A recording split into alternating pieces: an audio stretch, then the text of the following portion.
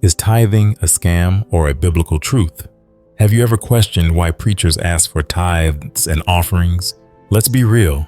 When you see some clergy living lavishly, it's natural to wonder, is tithing truly from God, or is it just a way for man to tax your pockets in the name of the Lord? If you've ever asked yourself, is tithing just a religious scam? Trust me, you're not alone. But before we dive into what the Bible actually says about it, let me ask you a question. When you go to work or run your business, what are you really doing? You're exchanging your time and energy for a wage, right? Or when you go out for entertainment, whether it's watching a movie, attending a concert, or indulging in your favorite hobby, you're investing time in something that brings you fulfillment. What about school? You commit years of studying, sleepless nights, and hard work, all for the reward of walking across that stage on graduation day.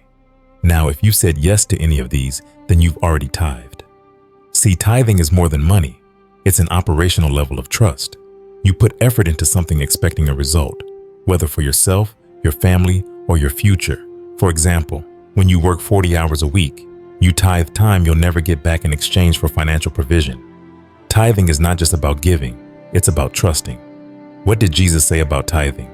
Jesus never explicitly used the word tithe, but he did speak about the principle behind it. In Matthew 6:24, he said, "No one can serve two masters.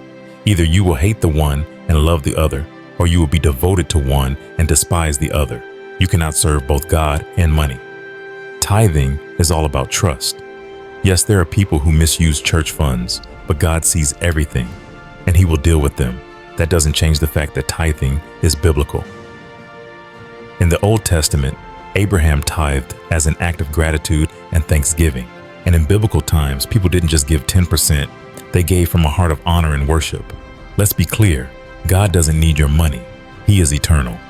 There is nothing on this earth that sustains him, but your obedience in giving is an act of trust. When you tithe, you're not just giving money, you're saying to God, "I trust you. I trust that you see my needs. I trust that you are the God who will never let me run out." We trust the news. We trust our jobs. But what happens when the job downsizes? Who sustains you? Who gives you the creativity to start a business despite a recession? Who provides when inflation hits? The truth is, tithing was never about the money. It's about your level of dependency on a God who can do anything but fail. If this blessed you in any way, like, comment, and subscribe. This is the Everyday Believers Network, where we bring God to your everyday life.